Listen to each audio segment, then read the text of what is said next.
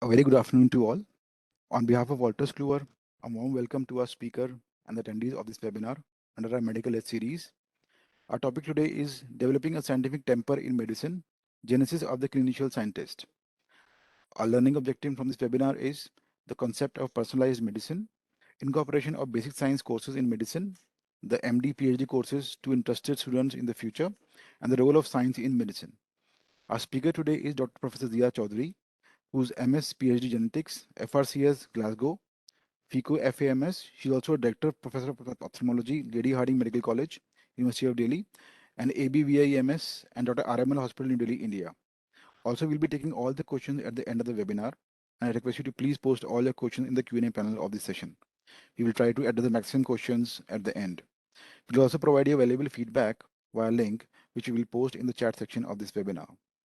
Now we begin our session, and I hand over the session to Dr. Chaudhary and request her to please start sharing her screen. Okay. Thank you so much. Thank you for the invitation. A warm thanks to everybody at WK for arranging this session. And I'll go to screen share. Is it? I'll go to share Yes, yes, ma'am. and then I will go to because I've not done it over Cisco. Zoom, I'm an expert, but okay. So I'll Okay. do my screen. I'll do my screen after this. Yes, ma'am. You can do that. My screen, and then I'll go to my and then pick that up. Okay, so this is my PowerPoint. So it's pretty much similar to Zoom. Okay. So can you all see this now? I'll put it on the power. Yes, ma'am. This is perfectly fine, ma'am. It's now you can see it, and I'll put it onto the slide mode, right? Ma'am, yes, ma'am. Yes, ma'am. It'll be better. Okay, so it's not It's coming on still the not slide. on a slideshow. Yeah, I Yeah, think you have is that. it Yeah, okay now? Okay, yeah, perfect, now ma'am. it's there. Perfectly, ma'am. Please go Now ahead, you ma'am. can, yeah. So thank you so Thank you, ma'am. much for the invitation. I really thank all of you at WK. I would especially take this as an opportunity to thank Dr. Mittal there and Pooja and you, Ravi, and all the people who have been here before that. And thank you for arranging. Oh no, so this takes this. Okay, I'll have to do one thing that I will have to probably, this goes into a time mode. So I will probably have to escape out of this and give you it on a slide. If that is okay with you, then I'll do it on a, on a slideshow, not on a slideshow. There's something that goes wrong with my PowerPoint all the time. It just keeps on, moving on its own. I'll have to undo something. If that's okay with you, is Uh, this fine? Is this fine or ma'am, should I do it? ma'am, this is fine, but if it's better if you do it on a slide share. But if you don't want to do that, just can you just go to the share and share the file itself rather than Share means, sharing your. okay. Okay, You so can that also that do a way, so what do I do? I go to the share. I go yes to and go to the Cisco file, share. Okay, so where would the share be? and on the topmost Uh, ma'am column is a file edit and share. Right now, the definitions of science and medicines, at least in this country, was very well defined, and they were all closed compartments, and it is not so. And from my personal experience, I can say it is not so. And though probably now you're going to be having structured MD PhD courses in this country also in the future. That is what is being planned. So it didn't have to be the way I did it, that I did my, and I was already a full-time professor before I did decided that I wanted to do my PhD in an entirely different field, and I went across and I did it. But now it's going to be easier, so that you have a structured course, maybe a long way, but you, those of you who want to be into the field of say want to be medical academicians, you would have it in a more structured way. And basically, I'll begin with the talk. So Ravi, this is how it was that the topic was developing a scientific temper in medicine and genesis of the clinician scientist. And I have, could we go to the next slide, please? Yes, ma'am. I have no there are no conflicts of interest for this presentation. And so I would like to take an example I particularly like to take whenever I'm talking about a slightly philosophical topic, and that's of Alice in Wonderland, one of my favorite books, but with a lot of weight. So let me put it this way: that where do we begin on this topic? So the White Rabbit put on his spectacles and said, "Where shall I begin, please, Your Majesty?" And says, begin at the beginning, whatever that means, and go on till you come to the end and then stop.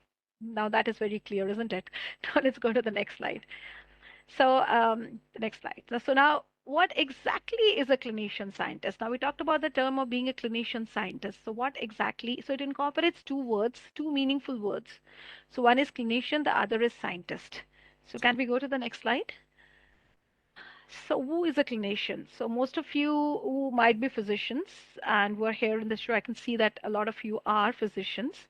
So, now a doctor in ancient times was somebody who was learned, and a physician necessarily was not called a doctor in those days. Any learned person was called a doctor, right? So, it was not essentially that you had to be a physician. Now, by somehow by default, when you say the word doctor, you immediately think of somebody who's wearing a white coat, and of course, you have doctoral scholars in other fields, and that is where somewhere along the line, as people, specialized and started doing things which was of course necessary, because the more you specialize, the more you have depth, and the less coverage would you have. So that is it. One comes at the cost of the other.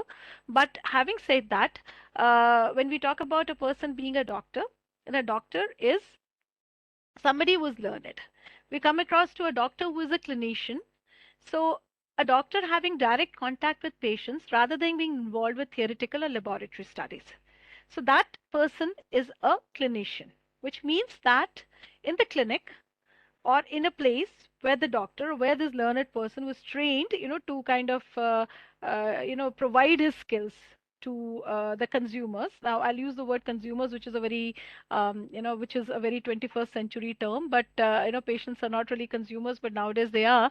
But the point is, when a skilled person is conferring some kind of the knowledge that he or she has, to the consumer, and is in direct contact with patients rather than being behind the scene, then that person is called a clinician, right? Clear enough. This is an Oxford Dictionary definition. Can we go to the next one, please? And what is science?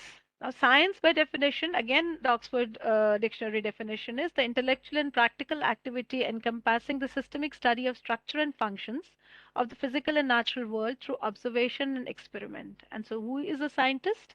A person who is involved in all these activities, or a person who conducts scientific research to advance knowledge in an area of interest. So, you have a clinician, you have a scientist. Can we go on to the next slide? So, what exactly is a clinician scientist? They are healthcare and medical experts who actively work with patients and are also involved in basic and applied research, management, and teaching. So, these are multiple roles that a clinician scientist does. And necessarily, when we say clinician, we often mean the physician or the doctor, the person who is trained, a medical expert. But having said that, we have many other people now. It is a wide term now. You may be having nurse practitioners, as it is very common in the USA and other countries abroad. Not very common in India at present, but yes, you have nurse practitioners, your physicians, assistants. So, clinician means somebody who is dealing with patients and so has direct access to human database in direct contact, not indirectly, as you would get, say, if you were working in a lab, but directly when you are seeing, interacting with a patient and kind of getting some data. And at the same time, if you are a clinician scientist, then you're involved in other aspects of managing that data, or if for other purposes. It could be clinical, it could be basic research, it could be any kind of a thing. It could be management, like coming out with maybe a healthcare management software, something like that. So basically, a scientist and a clinician, when it touches to a clinician scientist, it's a very wide term. It encompasses two major fields, right? Uh, Next slide, please. So, can every clinician become a scientist? So let's have this, that let's say there is an actual philosophy behind this, what I've been talking about, and then there are actual degrees. Right. So, medicine, as I've already said, is based on the dual props of observation and evaluation, right? When we talk about, all of you read up manuals and everything, and you read up that, yes, observation, and then, you have palpation and, percussion and auscultation, the standard things in medicine, as one would talk about, as what I remember now. And so it's basically evaluation. First is observation, and then is evaluation. And science is based on the dual props of observation and experimentation.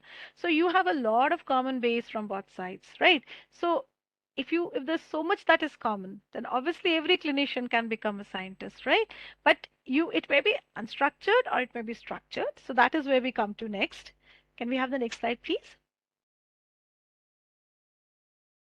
So every clinician is an observer. Now, whether you say whether you're an observer or not, you still are observing. Now, many of you would be saying that, oh, yes, I want to go to this doctor. Why? Because the doctor has a lot of experience and he or she exactly picks up what the problem is.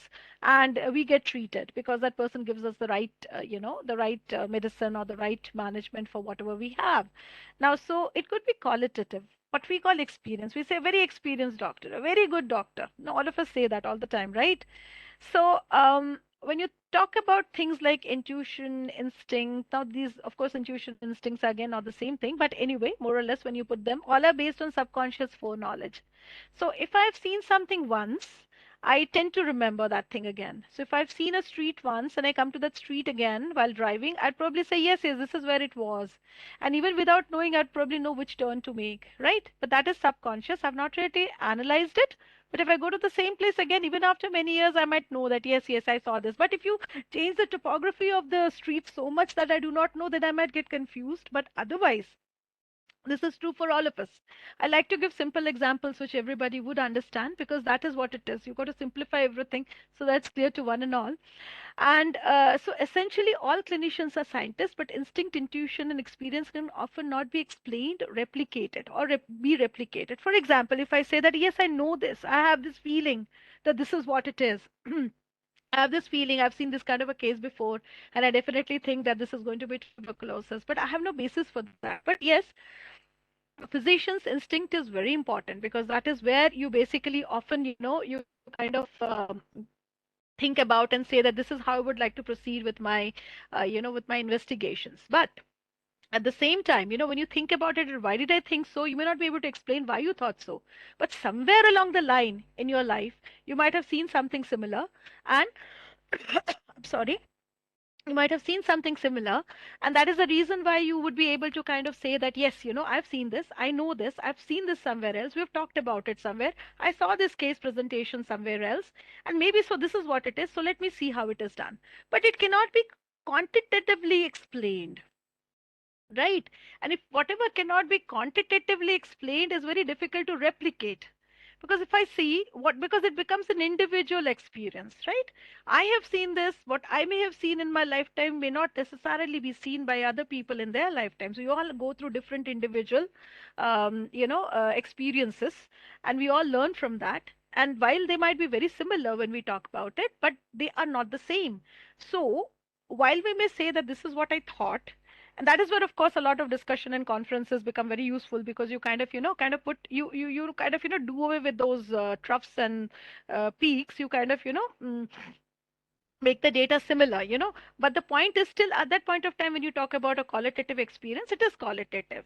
But when you make it quantitative based on this, that okay, so many people have seen so much of stuff and this is what it came out as, and so many people have seen something else, and so many people have seen something else, then you go around and you form a certain database, and you say that, and you put in statistics about it, then you train people accordingly, that if so many people happen to do this, then this is what would, this is what you're likely to see after a while. Also, this is where training, interest, and degrees come in. You kind of quantify it so that it can be structured, and if it is structured, it can be replicated. This is also often, as they say, the difference between science and technology. Science is always original and novel. The basis of science is novel. The basis of technology is replication. Because if you've already had a novel idea and you basically have worked on it and you've seen that it works out fine, then you go ahead and try and replicate it and try to produce products out of it. This is how it works out. So they're not interchangeable terms, but this is what it means: qualitative and quantitative observation. So can we go into the next slide, please? So we come back to Alice again. So here's something like that. Suppose the Mad Hatter say that why is a raven like a writing desk? So have you guessed the riddle yet? So the Hatter say, turning to Alice again. So Alice said, no, I give up. What's the answer?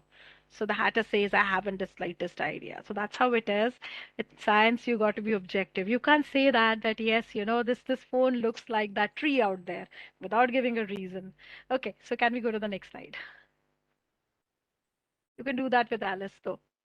So, to be a trained clinician scientist, it is a long way, because you see, you are basically learning how to analyze what you call it qualitatively and subconsciously think and feel into a structured course. So, you're making it objective.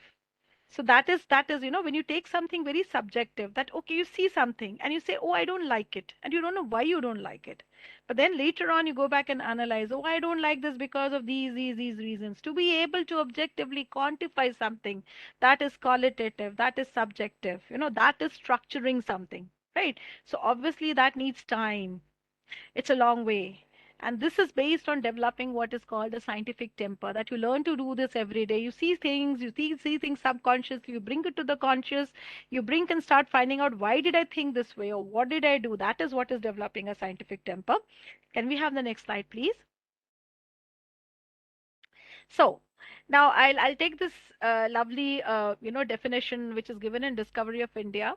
And it says that scientific temper is a way of life, an individual and social process of thinking and acting which uses a scientific method which may include questioning, observing reality, testing, hypothesizing, analyzing, and communicating.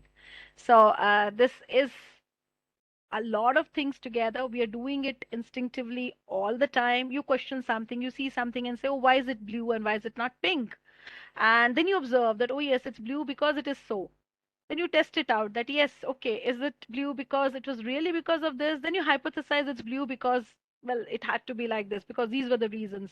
You analyze it and then subsequently you communicate it. Maybe you write it down, maybe you talk it over, maybe you present it, right? So all of this actually, is a process. You do it without even thinking. It's like saying that, it's often, they say, it's a very sad thing that often it's only when you suppose you land up in suppose one lands up in an accident and you break a leg, it's only then that you realize that all the actions that you were doing without even thinking about it.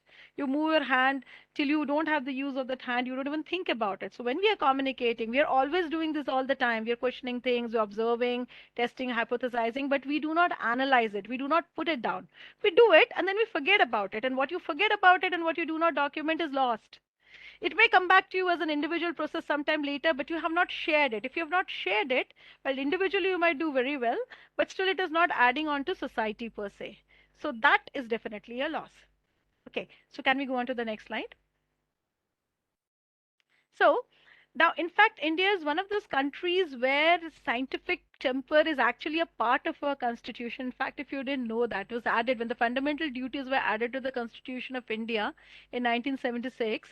Then the eighth duty says it shall be the duty of every citizen of India to develop the scientific temper. The word scientific temper is actually used in our constitution, humanism, and the spirit of inquiry and reform. So it makes it a foundational aspect of our society. Can we go on to the next slide, please?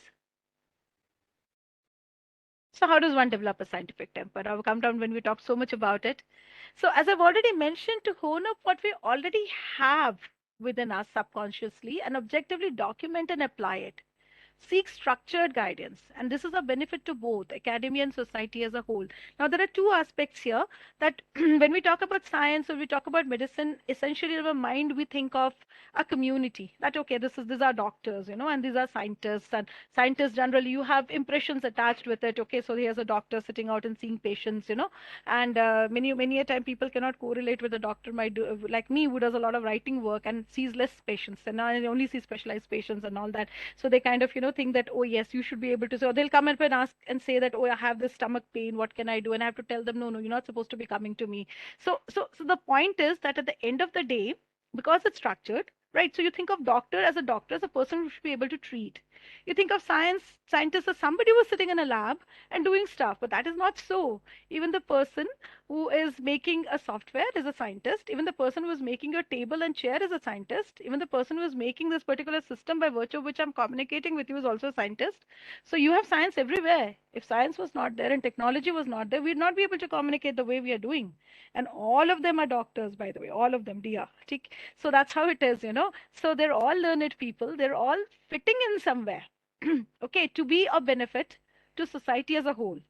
So that's the basic concept. Even when you talk about concepts like bench to bedside and stuff like that, you're talking about the fact. Suppose I talk about human genetics. I did my PhD in human genetics. The idea is that whatever you do in the bench is what should be applied to patients. So that is where you get in, that, having something just on the bench without it being useful to society as a whole is not really useful. Right. So can we have the next, or productive or meaningful, as one would say? Can we have the next slide, please? So here it is. Now we have a sentence like this. Here we come back to Alice. So this is what the Duchess said, that I quite agree with you. And the moral of that is, be what you would seem to be. Or if you'd like to put it more simply, never imagine yourself not to be otherwise than what it might appear to others, that what you were or might have been was not otherwise than what you had been would have appeared to them to be otherwise. I hope that was clear to you, because this is what Alice said, that I think I should understand that better. She said very politely that if I had it written down, but I can't quite follow it as you say it. So then the Duchess says, there's nothing to what I could say if I chose. So then Alice says, please don't trouble yourself to say it any longer than that. Can we have the next slide, please? The the essence of the whole thing is that be brief, be clear. Clarity is the essence of objectivity. If you are clear in your mind, you're objective, and vice versa. If you're objective, you're likely to be clear. Like if you do not have clarity, you are likely to get muddled and you're likely to say a lot of things. You may say a lot of things, but they may not essentially be useful. To know what is to be said at the right time to the right audience at the right place is what is important. So how does one develop a scientific temper as a clinician? So document what you observe truthfully and in minutiae. Be meticulous. So it's important both to be meticulous and to be truthful. Truthful is very important because you see, it's better not to communicate than spread miscommunication. That is very, very important for any person who writes or is in the communication business, that it's very, very important to speak truthfully. Right. If you do not know, it's important to say that you do not know, because if you do not know, at least you will know, or other people will pip in. If you are somebody who is a clinician or supposedly a learned person, a doctor, as one would put it, and the ancient word doctor, and if you say something, then obviously you have a social responsibility. You are taken very seriously. So if you say something in a very wayward manner, then you actually mislead, and that is worse. It's better not to say something than to say something wrong. So, be well versed with existing literature on the subject. Look up things you don't know. With so much of knowledge available nowadays in the digital media, it is so easy nowadays. It was so difficult earlier. Think of how people correlated in the 10th century or the 12th century, or how you had parallel stuff taking place. Somebody developing telegraph here and telegraph there, and not knowing that the other person had done it. And things like that. And think it's so easy now. To for all of you, all you have to do is to click some buttons and you know everything everywhere. You may not know them accurately, but you can go into the depths of it and find out more. So you cannot say now that, oh, I did not know. No, you should be knowing, or should make an effort to know. And after all your best efforts, if still it's not there, then you can say that yes, probably this does not exist, right? Be evidence based and objective. Do not be eminence based, which means do not go around and say that, oh, yes, I am such and such, and I did such and such, and so this is so. No, whatever you say has to be supported by objective literature or objective referencing. And if you do not know if it is new, then you have to say it is novel. It's a novel hypothesis. I would like to test it out and I would like to know whether I'm correct. Why do I think it's correct? Because I've seen it happening in two or three people and stuff like that. And but therefore I think this is a good way to do it, and it's not harming people. So this is where we come to the concept of hypothesizing, working on existing knowledge, and being ethical and empathetic. Ethical and empathetic is both important because, as I already said, a lot of I'll not be talking about it, but we know that a lot of the principles of declarations and of all kinds of ethical behavior have come up after we've had a lot of stuff taking place where humans were made guinea pigs for many experiments and everything.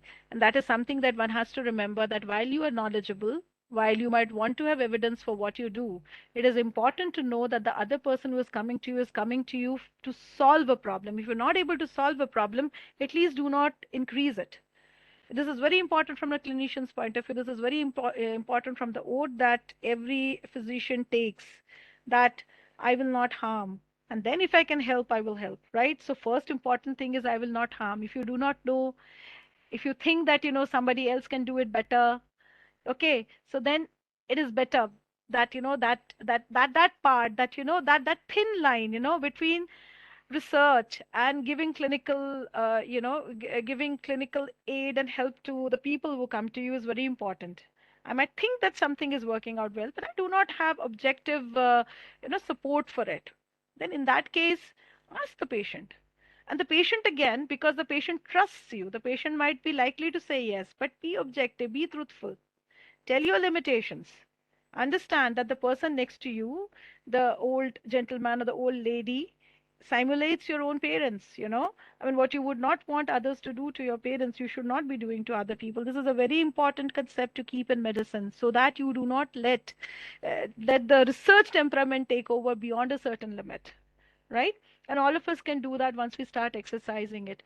Next, can we have the next slide, please? The next slide, please. Okay, so then the strategy again. So here back to Alice, who says, would you tell me please which way out to go from here? So the cats say that depends a good deal on where you want to get to. So Alice said, I don't much care where. So then the cat said, then it doesn't matter which way you go. This is a very important management principle, by the way, and it's taught in most MBA studies. So as she said, so long as I get somewhere, she added as an explanation. So then the cat says, very bright, oh, so you're sure to do that if you only walk long enough. So if you only want to walk long enough, then you're likely to get somewhere, somewhere. Now, can we have the next slide? So Alice continues and says, in our country, still panting a bit, you generally get to somewhere if you ran very fast for a long time, as we've been doing. So the Queen said a slow, short sort of country. Now here you see it takes all of the running you can do to keep in the same place. If you want to get somewhere else, you must run at least twice as fast as that. So I'll come to the next slide. What does that mean?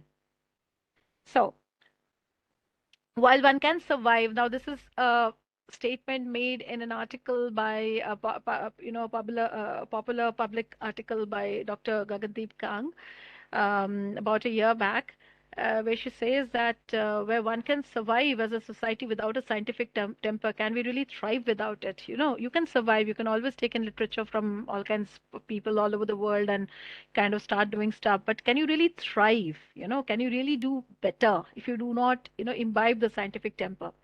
So that is what I meant by saying that you can remain where you are, as what Alice says, but if you, or as what the Queen tells Alice, but if you have to go faster, then you must be able to run twice as more. You must be able to do twice as more or three times as more, exactly. So then there are many ways in which you can develop out the research temperament or the scientific temperament in a clinician. So we do have the MD PhD degrees. Now the MD PhD degrees are very popular in the US, and that choice is given to students right from the beginning. The MD PhD degrees in the US, as most of you might be knowing, are state supported because they've been encouraging research for those people who want to get into research in medicine.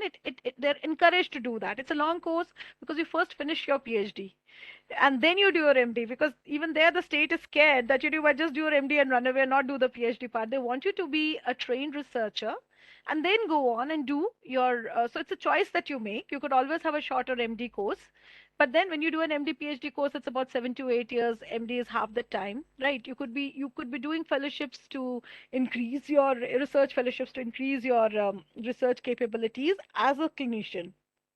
This increases your umbrella and scope of work and have the big vision of collation of art, literature, science, and medicine. Now, if you would know that, that most of, and I would refer you to this book, The Agony in the Ecstasy by Irving Stone. It's on the life of Michelangelo Buonarroti, and it's a biggish book, and it describes explicitly as to how he did those anatomical experiments by virtue of which he built those sculptures. Modern medicine, as I often say, modern medicine, and it's one of my, and of course, I always pick up my book covers in that way only because it really impresses me to do that. The point is that it's a collation of a lot of work that people have done. Like, you would not put down Leonardo da Vinci or Michelangelo uh, as scientists or as medical people, yet a lot of human anatomy comes from their diagrams. Like you have the like especially Da Vinci and Michelangelo. That's why I've given the specific examples. I'm forgetting the Victorian man. I was trying to remember that the Victorian man by Leonardo da Vinci. It's a famous painting on the human anatomy of how human looks, and these are all based on actual anatomical experiments which medical students do in the dissection lab nowadays, but which were done by them because they wanted to paint something that was real, or sculpt something that was real in a time when most of the anatomy of these muscles, where they, where they kind of inserted in, or where they, or what they did was not known. So you have a huge collation of art, literature, science, and medicine which goes through. When you look about it, when you talk, look at human development, the inputs come in from everywhere, right? And then you structure it to say that, okay, so this is how what we already know, and we work out from there, right? So can we go to the next slide, please? And this, can I say, it can start very early. Nowadays, I do have a medical, and I do have a lot of, I teach essentially in an undergraduate college.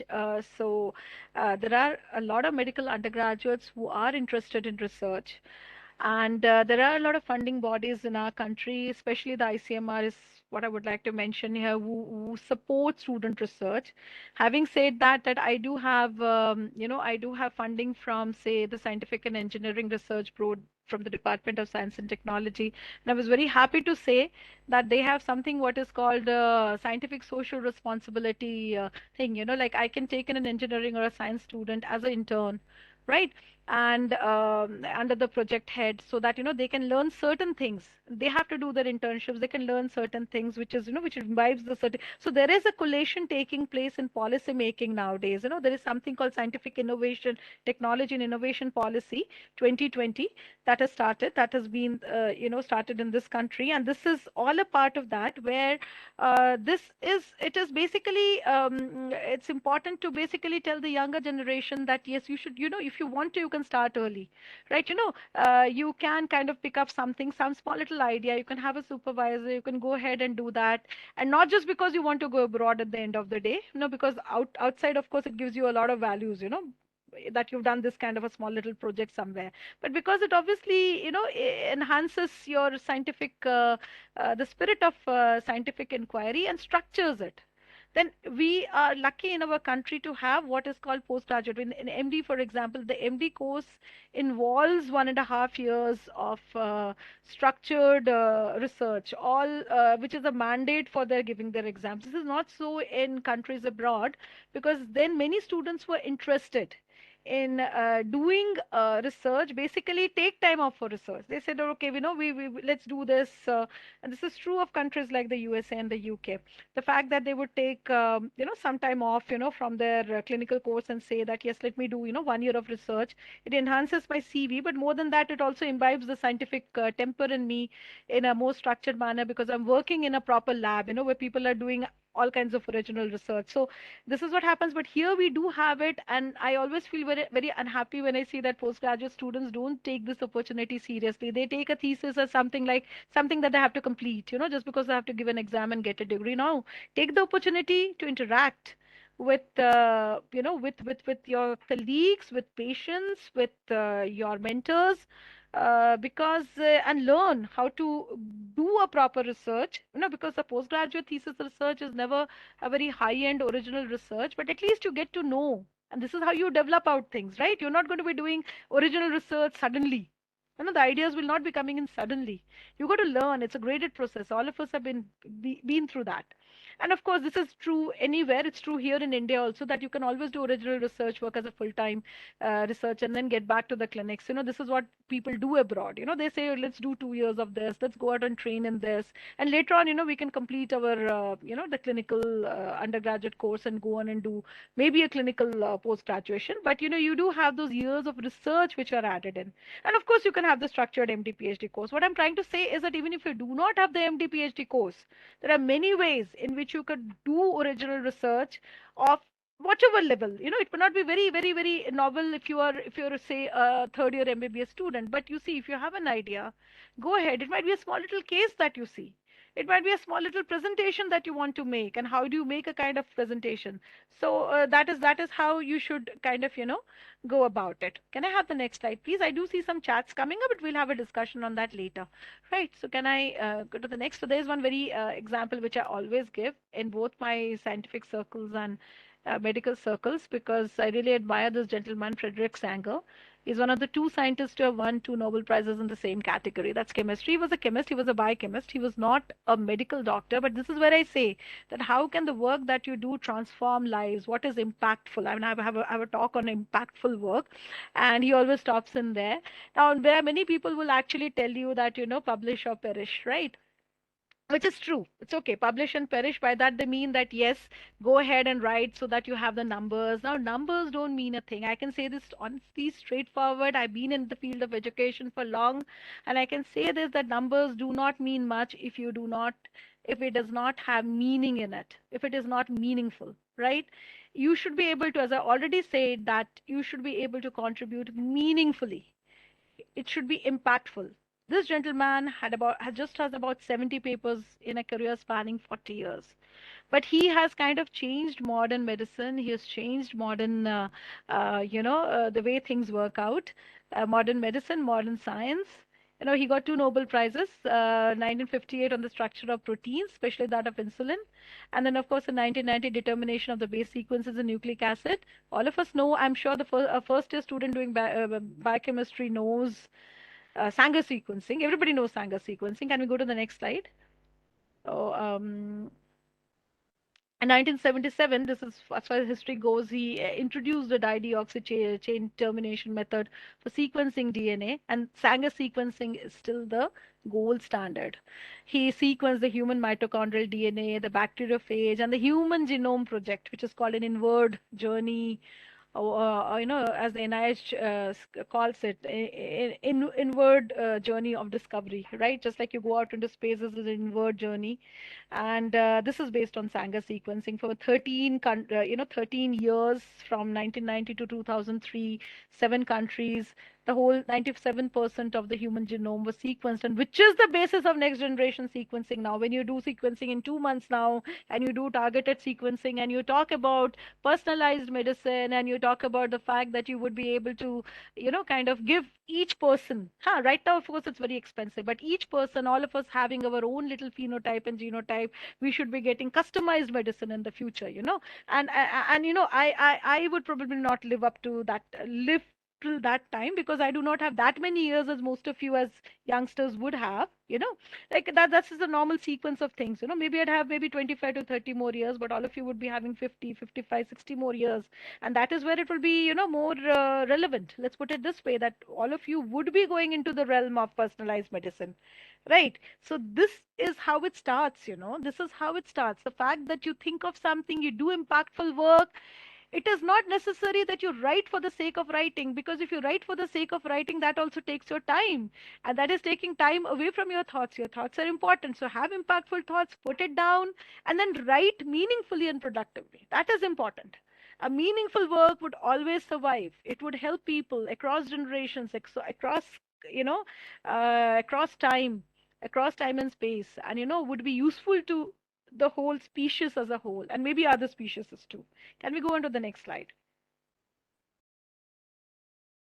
So, this is what the caterpillar told Alice, that who are you?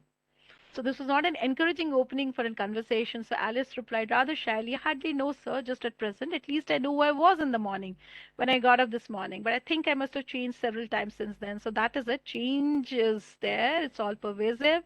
And so what roles we take up, that of a clinician, that of a scientist, that of an artist, that of a researcher, and how we collate it into becoming useful members of the society, of an egalitarian society, useful to our co-members in our own time and in the future and in posterity, is how it works out. Um, the next slide, which I think is the last slide. Thank you very much. And thank you for the opportunity. I've kept to my time, I hope. Thank you Yes, so ma'am. much. Thank you so much. Thank you so much for your time, ma'am. It was a very, very interesting session. Like, pre medicine, like, it's very useful for students also. Like, you can actually determine which courses are taught and which courses are to be taken.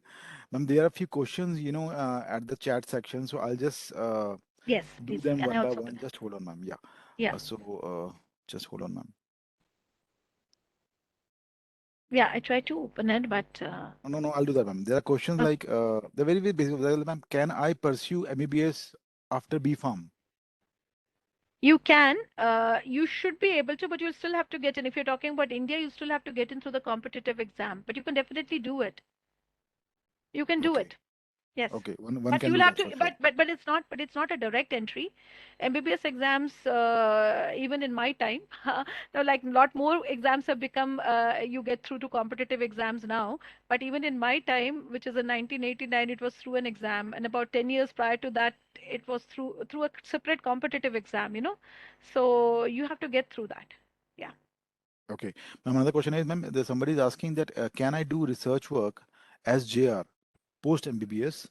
Can I have an association with my colleagues? And if yes, a word about it. Didn't know the value and missed out ICMR during UG period. So the point is that ICMR gives a student, it kind of supports student. Now, when you have finished your MBBS, then technically you are not taken as a student. At this in this country, at least that's how it gets defined out.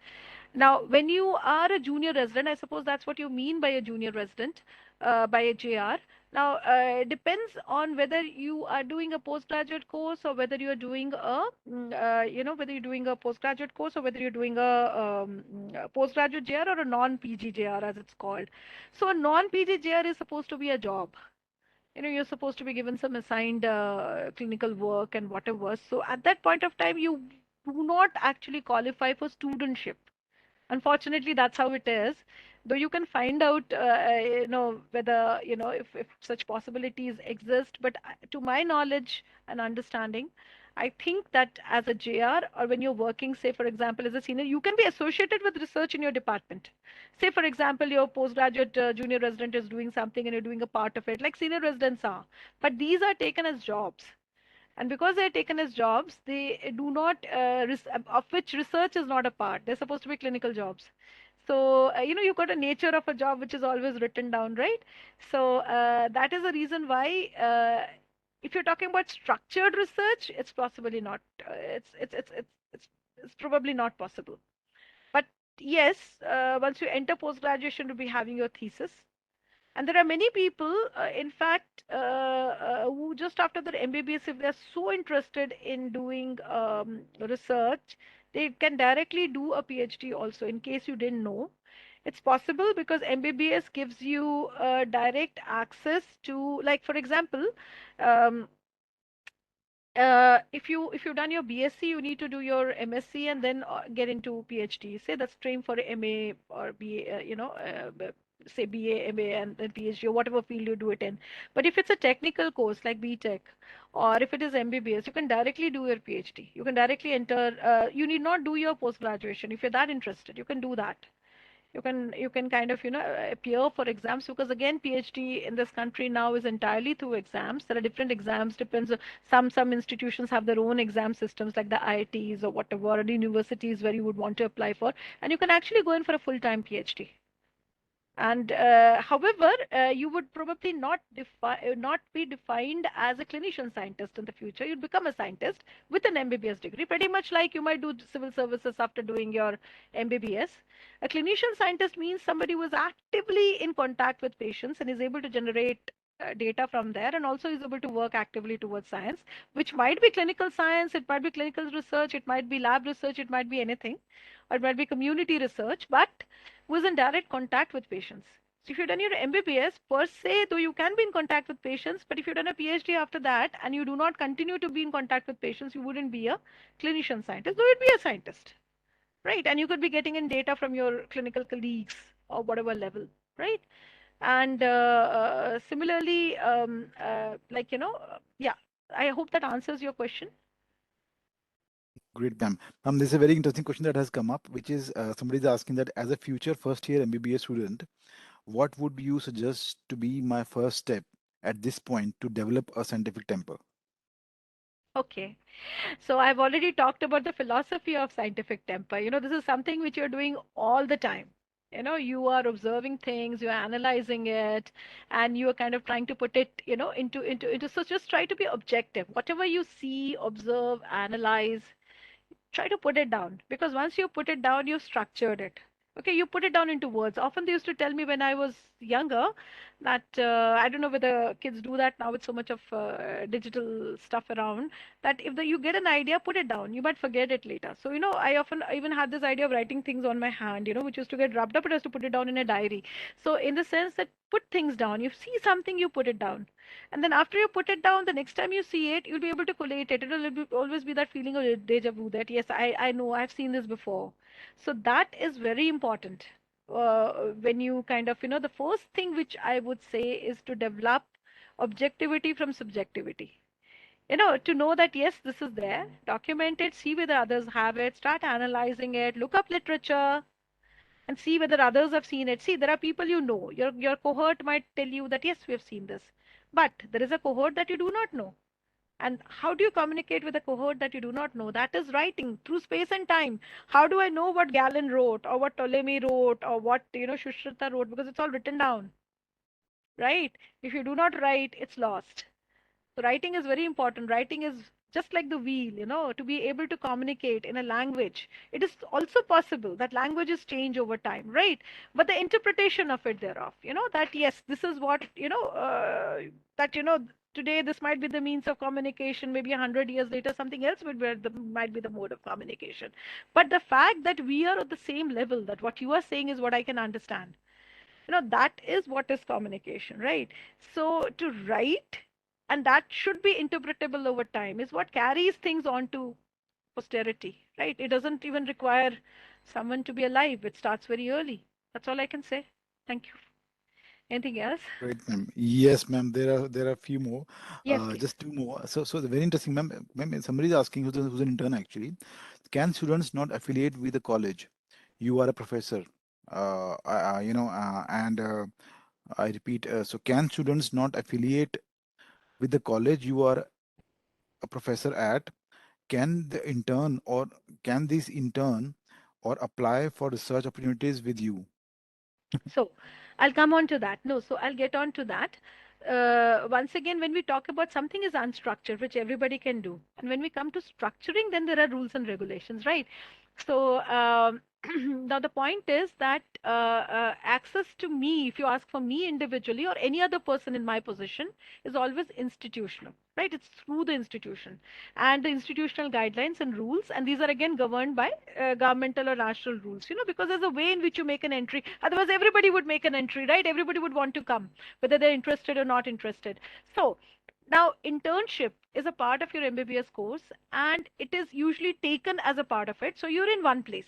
Okay, so you're in one place together and you kind of finish that course and then you go into the next step. An internship is supposed to be a training period for both clinical work and some amount of research work as you might get interested in. As I say, that kind of work you can do at any level of your, whether it is supported by ICMR or not, you can always do it. You can always go to somebody and say that I'm interested in. Now, what happens is that if you've not worked with somebody, if you're not affiliated to an institution, in a paper, you would always see, and we are so very particular about it. We talk about contributors. We say, even after my name, I'll write down my institution. I do not write myself as Zia Chaudhary just because I'm a professor in an institution, right?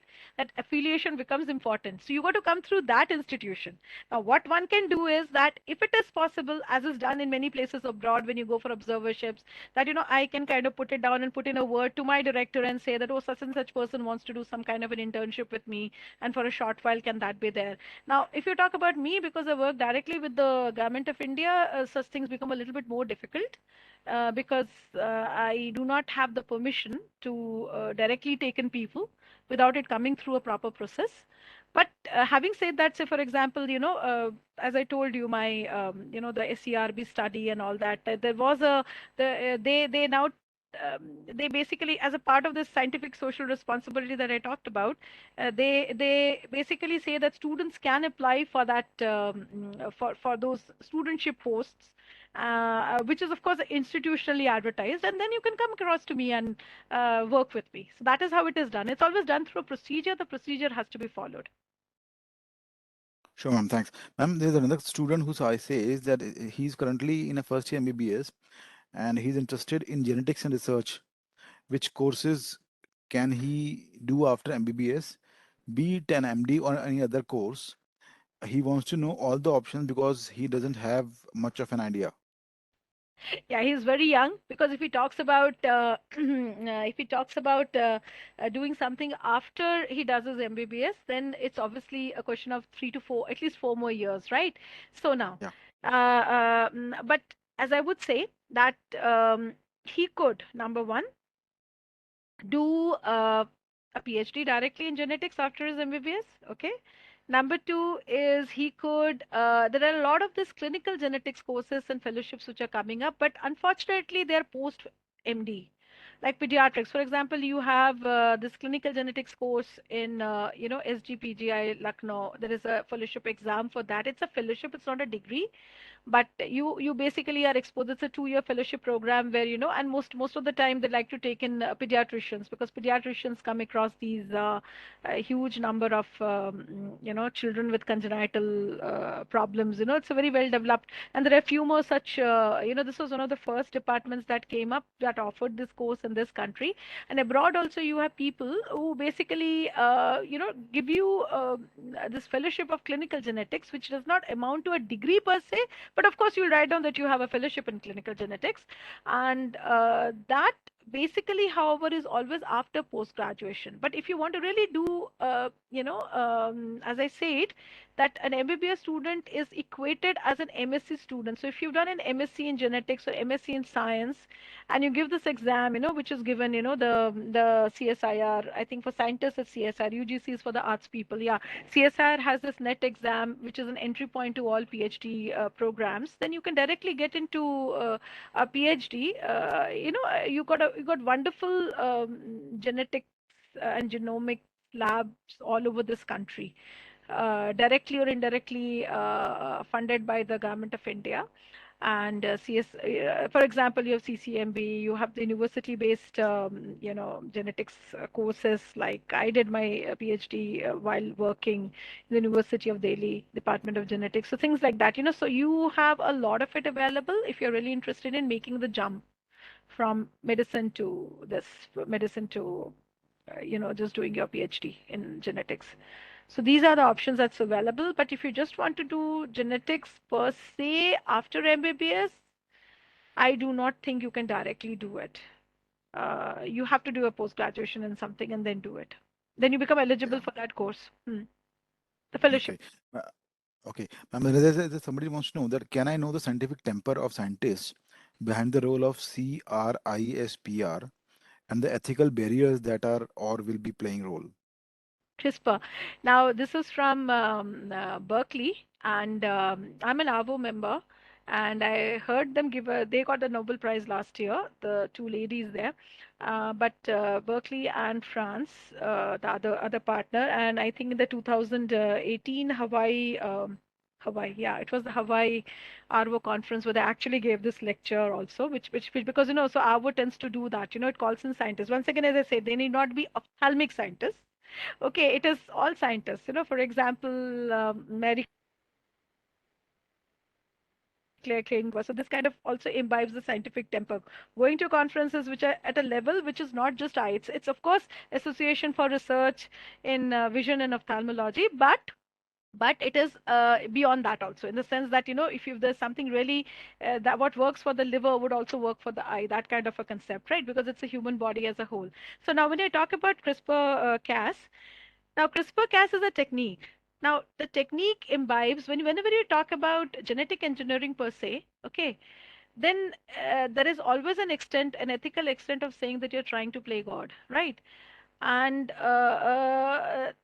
see, as you say that while science is objective and you would want to do things, the overall aim is that you should be able to translate whatever you think of into something that's useful Mm, for society. That's the social role, right? So the whole concept in all of this is this, that you basically want, if something is not very good, okay, then you like to do something because now you have the knowledge of it. You have the knowledge of say the DNA, or maybe how you could put in a vector inside, how you could kind of genetically engineer a longer or a smaller strand, to get a more beneficial effect. And you like to do that in a structured manner to help. However, as I said, that there is this old phrase by Lao Shu, which I'm very fond of, Tao, and he says that nature does nothing in a hurry, and yet everything gets done, right? So, of course, overdoing things. Once you know you have the power, humans tend to do that. That power that, oh, I can modulate it. If you go ahead and it's just that thin line, you kind of over modulate, you can actually land up harming an equitable equation that always existed. So one always has to be careful about that. There are no two questions about it. This is where ethics, personal values, as also societal ethics and societal values plays a role in knowing that what is the limit. Now that is another presentation, another thing, and that's basically a think club, that where do you find your limits. But if you talk about the limited role of what CRISPR-Cas has done to, alleviate, as a very simple principle, to alleviate certain conditions which were so moribund that they would not improve otherwise, and to make the life of those patients slightly better, then it has done its role. But since the principle is known, the scientific basis of it is known, if it is used in conditions where it is not required, okay, then obviously you might even have fallouts of it. See, something, it's like, I'll give a very simple example, nothing against cosmetic surgeons. God gave you a face and you want to make it better. It's not required. Okay, you have an accident and you have to reconstruct it is a different concept.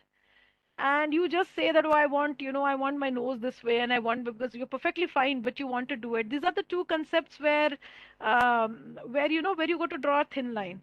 The principle is the same, but you got to know that somewhere it is essential and necessary, and where it is not essential, but yes, you're doing it because you have the ability or the finances to do it.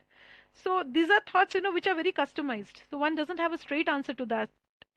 I do hope I've answered some of what you wanted to ask. As I said, there has to be philosophy behind work. Otherwise, it doesn't work. Work per se doesn't have much meaning if you don't have a philosophy behind it.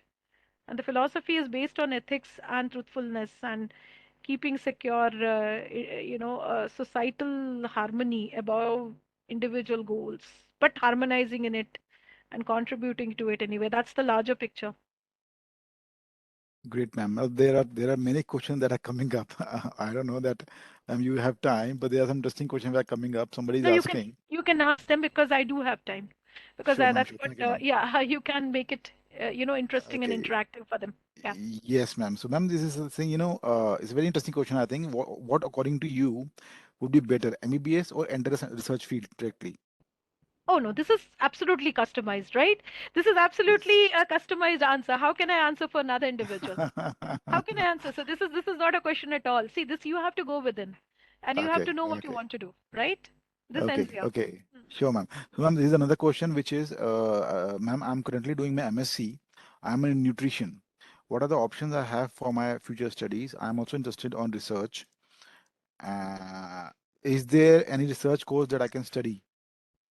You're doing nutrition, that means you're doing MSc in nutrition. Nutrition is pretty much high on levels of stuff now, and you have a lot of clinical roles that you can take up, because most of the people who are actors and actresses and models require nutritionists, and then you have people who are ill who require nutritionists. So that's one part of it, as you well would know.